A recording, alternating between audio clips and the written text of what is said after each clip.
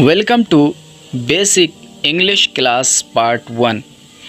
Dear students, हर एक भाषा को सीखने के लिए उसकी व्याकरण यानी ग्रामर आना बहुत ज़रूरी है। यदि हमें उसकी ग्रामर नहीं आती तो हम उस भाषा को सही तरह से न पढ़ सकेंगे, न बोल सकेंगे, यहाँ तक कि ना हम उसे समझ सकेंगे। हेलो फ्रेंड्स, मैं हूं आपका यूट्यूब टीचर सफ़ी हुसैन। आपका आपके चैनल फ्लाई योरसेल्फ में हम वेलकम करते हैं, क्योंकि पढ़ेगा इंडिया तो बढ़ेगा इंडिया। अगर आप हिंदी मीडियम से अंग्रेज़ी सीखना चाहते हैं तो आप बिल्कुल सही जगह पर आए हैं। तो आइए शुरू करें।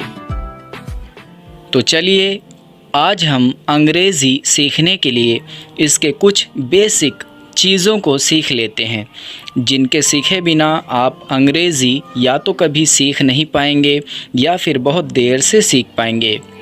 गाइस, अंग्रेज़ी हो या फिर कोई भी भाषा, उसको सीखने के लिए हमें उस भाषा की व्याकरण यानी ग्रामर अच्छे से आनी चाहिए, और उसके लिए हमें व्याकरण में आए हुए रूल्स अच्छे से आने चाहिए। लेकिन ग्रामर में आए हुए रूल्स में कुछ ही शब्द होते हैं जो हर एक रूल्स में बार बार आते रहते हैं। तो अगर हम उन शब्दों को पहले जान लें, समझ लें, तो यकीनन हमें रूल्स भी बड़े ही आसानी से समझ आ जाएंगे। और एक बार रूल्स हमने समझ लिए तो ग्रामर बहुत ही आसानी से समझ आ जाएगी, और फिर हम चुटकियों में अंग्रेजी सीख सकेंगे। और वो शब्द इस प्रकार हैं: कर्ता, सहायक क्रिया, मुख्य क्रिया, कर्म और अन्य शब्द। अगर आप सब ने इन शब्दों को अच्छे से सीख लिया तो आगे आपको कोई परेशानी नहीं होगी और आप आराम से अंग्रेज़ी ग्रामर को सीख पाएंगे। इन शब्दों को अंग्रेजी में क्या कहते हैं वो हम देख लेते हैं। कर्ता को सब्जेक्ट कहते हैं, सहायक क्रिया को हेल्पिंग वर्ब, मुख्य क्रिया को मेन वर्ब, कर्म को ऑब्जेक्ट और अन्य शब्द को अदर वर्ड्स कहते हैं। चलिए एक सेंटेंस के माध्यम से हम इन्हें समझते हैं। हम यहाँ पर एक सेंटेंस लेते हैं कि राम घर में एक पुस्तक पढ़ रहा है। यहाँ इस सेंटेंस में मुख्य हमारा कौन है? राम, क्योंकि जो भी काम होगा, पुस्तक पढ़ने का काम हो रहा है और ये काम कौन कर रहा है? राम। तो राम हमारा सब्जेक्ट यानी कि कर्ता माना जाएगा।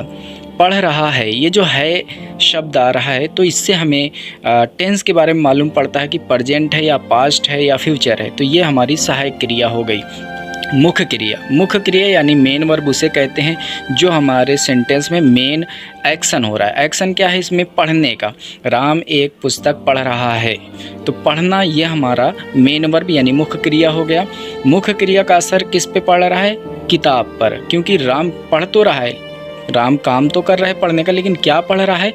बुक। तो बुक हमारी हो गई ऑब्जेक्ट। इसके बाद सेंटेंस में जो भी बचता है वो हमारा अदर वर्ड्स कहलाता है यानी अन्य शब्द कहलाता है। तो घर हमारा अन्य शब्द हो गया।